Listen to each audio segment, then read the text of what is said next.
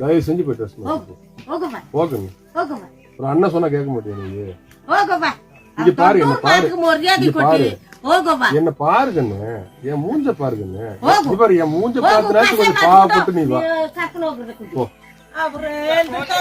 என்னை ஒரு அண்ணன் மாதிரி நினைச்சு இந்த மருத்துவ பரிசோதனைக்கு வாப்பா. உடல் ஆரோக்கியத்துக்காகவும் வயிற்றுல இருக்க குழந்தையோட ஆரோக்கியத்துக்காகவும் தானே சொல்றேன். வாப்பா வந்து செக்அப் பண்ணிக்கப்பா. 12 தடவை வந்து செவிலியர்கள் கூப்பிட்டு நீ வரல, நான் கூப்பிடுறேன், அண்ணன் கூப்பிடுறேன் வாப்பா அப்படின்னு கூப்பிடுறாப்புல வட்டார மருத்துவ அலுவலர் சக்தி கிருஷ்ணன். ஈரோடு மாவட்டம் பர்கூர் மலைப்பகுதியில் உள்ள ஹோசூர் மலை கிராமத்தை சேர்ந்த மல்லிகா அப்படின்ற ஒரு கர்ப்பிணி பெண், அதான் அந்த செக்கப்புக்கு வரமாட்டேன்னு சொல்லி அடம்பிடிச்சிட்டு உட்காந்துருக்காங்கல்ல அந்த பொண்ணு. அந்த பொண்ணுக்கு ஒரு பயம், அதாவது 2 வருஷத்துக்கு முன்னாடி கரு கலைஞ்சு போயிருக்கு. அதனாலேயே அந்த செக்கப்புக்கு போறதுக்கு பயந்துகிட்டு அந்த பொண்ணு மலையிலே இருந்து அரசு மருத்துவமனையில இருந்து 12 முறை செவிலியர்கள் வந்து அந்த பொண்ணை அழைக்கும் போது வரமாட்டேன்னு அடம் பிடிச்சிட்டு மலையில ஏறி ஓடிடுறாங்க. இப்படியே விட்டு அந்த பொண்ணோட உடல்நிலை பாதிக்கும் அப்படின்னு சொல்லிட்டு அந்த பொண்ணை கன்வின்ஸ் பண்ணி கூட்டிட்டு வரேன் அப்படின்னு வட்டார மருத்துவ அலுவலர் சக்தி கிருஷ்ணன் செக்கப்புக்கு அந்த பொண்ணை கூட்டிட்டு வரதுக்கு டைரக்டா அந்த மலை கிராமத்துக்கு போயிட்டா. போனது மட்டும் இல்லாம அந்த பொண்ணு கிட்ட அவங்களுக்கு புரியுற மாதிரி தெளிவா எடுத்து சொல்லி போய் ஒரு டாக்டர் மாதிரி அவர் நடந்துக்கிறவே. அந்த பொண்ணு பக்கத்துல உட்காந்து ஒரு அண்ணன் ஸ்தானத்துல இருந்து அந்த செக்கப் எவ்வளவு முக்கியம்ன்றதை எடுத்து சொல்லி அந்த பொண்ணை வந்து கன்வின்ஸ் பண்ணி கூட்டிட்டு வந்துடுறாரு. அதாவது இந்த சக்தி கிருஷ்ணன் இருக்காருல, இந்த வட்டார மருத்துவ அலுவலர், இவர் தான் இவரோட மருத்துவத்துறை அப்படின்றது ஒரு தொழிலோ இல்ல வேலையோ கிடையாது, இது ஒரு சேவை அப்படின்றத புரிஞ்சு அறிஞ்சு செஞ்சுக்கிட்டு இருக்கா. அதனாலதான் அவரால்